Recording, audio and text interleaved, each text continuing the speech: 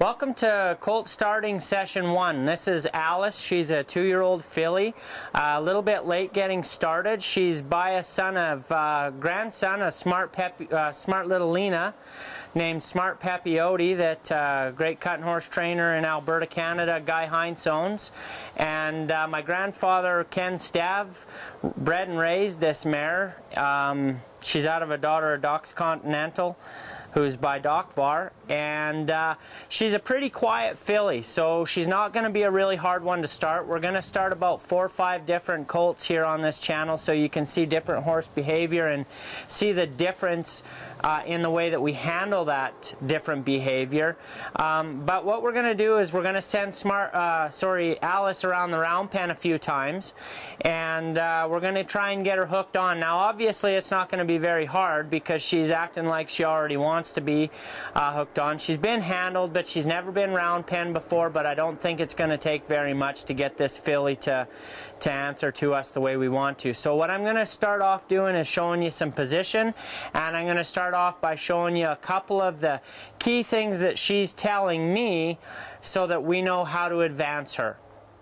Now the first thing I'm going to do is I'm just going to step away from this filly and I'm going to step to her back end because I kind of want to encourage her to leave so that we can teach her that there's a better place to be than out on the outer edges of that round pen. Now I can tell that this filly wants to be hooked on to me. She's got her ears on me, she's got her eyes on me, and I can tell that she wants to be with me. As you can see, as soon as she gets any opportunity, she's hooking on to me. And a lot of wilder horses you won't have this problem with, but this is a cutting horse prospect, and her breeding is for her to hook onto things, namely cattle, but if they can hook onto a person, they'll do that too. So you got to remember that not all horses take 2 hours of round penning, and it's good for you to see those types of horses too. So I'm just going to step to the back of her and I'm going to challenge her a little bit to see whether she sticks around or not. Like I said, I promise you this filly hasn't been round pen before. She hasn't been worked in a colt starting situation before. So what we're going to do is just work with her a little bit to challenge her and see if there is a way that we can get her to not accept the pressures that we're putting on her. Now, I'm walking to her back end all the time to try and encourage her to see if she'll leave or to see if she'll move her hindquarters away from me. So I'm stepping to her hip, just simply to see if she'll stay with me. Now you can see she's pivoting it away from me, and that's really good. That's a great quality, especially to start off with a filly before you've even worked with her. Now, as I said, we're just kind of working with this filly. She doesn't want to be away from us, which is really cool, but now I'm going to start asking for some things that might actually not really impress her very much. And namely me just rubbing my rope on her. Now when I approach this colt, or this filly, I don't approach her from straight on. I never approach any colt from straight on. It's a good way to get struck in the head, and this website's all about safety. So when I approach a colt, it's on one side or the other at kind of a 45-degree angle towards the shoulder. Now I'm reading her as I approach her to see what her ears and eyes are doing.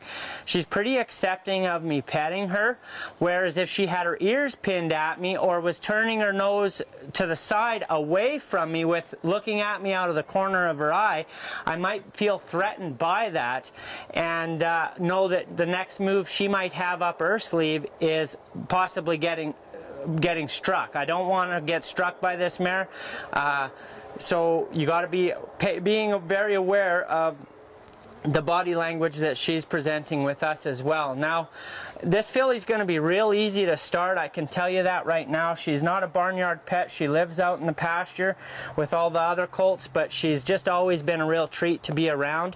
So what we're going to do now is we're just going to gently rub her down with this rope, and if she wants to leave, we're going to let her leave, and we'll just work her until she comes right back, and she'll learn that it's not a big deal to stick around and be trained on and be touched in places that she might not have been touched before. So I start at the neck and the shoulder. I'm just rubbing her down with my rope and with my hand, sacking her out. This is called sacking out. And I'm going to now move this rope down into her girth area for one swipe. Now I'm just going to switch sides so you can see me sacking this filly out and how I'm handling my hands and my rope. Now before I go for the places where she might be more sensitive, I build the confidence on the places where she's already confident. So if she's confident with me on her shoulder and her neck, I'm going to build that confidence and move away and let her think about it. Now what I'm going to do is I'm going to move to a place that she might be less confident, and I'm going to get my hand there before she decides or even thinks about leaving. I'm going to leave it alone, and I'm going to go away from it, and then I'm going to come back. So every time I approach these areas, I'm building confidence. One thing you don't want to do when you're starting colts is go right for that place where they don't want you to touch them and hold your equipment there until they decide to leave and then sack them out. It's about building confidence, not destroying it and then rebuilding it. It's about building on what you have and every day improving on that. So we really want to be cautious when we're sacking these colts out to start somewhere where they're already confident and then move on to places softly where they're less confident and then move away. And each time you approach that, they're going to get more and more confident with that approach. Now we're just going to move back. Now when I move back to the hindquarters, I keep my left hand in this case on my horse, so if she were to swing her tail end to me, I can push myself away and then send her off. Now this filly really is hooked on to me, and I don't know why. It's just because she's a good filly, I'm not too sure, but it's going to take quite a bit for us to get this filly to leave. She really knows that life's a lot better hanging out with Cody than it is hanging out on the edge of the round pen. And we'll get some real rotten ones in here for you to see what it's like to have to chase one around the round pen for a half an hour before they even look at you.